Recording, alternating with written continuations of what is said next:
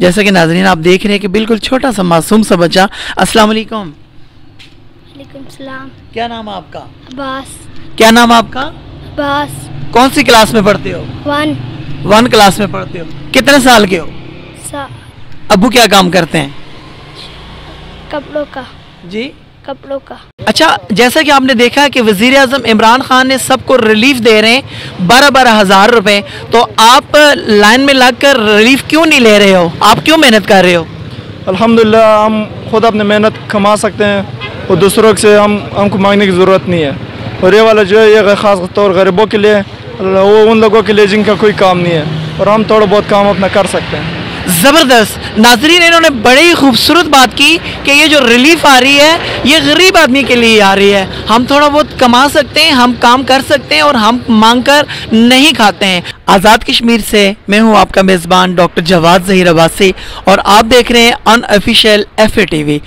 जैसा कि आप सब जानते हैं कि इन दिनों में लॉकडाउन है, स्पेशली आज़ाद कश्मीर के अंदर तो इतना ज़बरदस्त लॉकडाउन है कि रिक्शे वालों को बाहर छोड़ा ही नहीं जाता।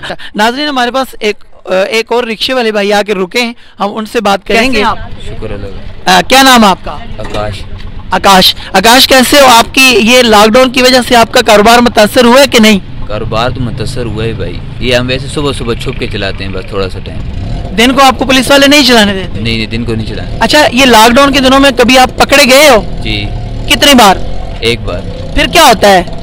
मैं 1000 रुपये दे के छुड़ा के लाया रिश्का। 1000 रुपये दे के छुड़ा के लाया। आप क्या समझते हो? आप इस इंतजार में हो कि आपको वो रिलीफ मिलेगी? क्या आप समझते हो कि आपको मिलेगी? हमें अल्लाह से चाहिए, हमें किसी से भी नहीं चाहिए। हम यही दुआ करते हैं कि अल्लाह पाक हमें शहादत की मौत दे दे, इस जिल्लत से हमें बचाए जो ये गुजर रहा है। ये आल वर्ल्ड पे हो गया है।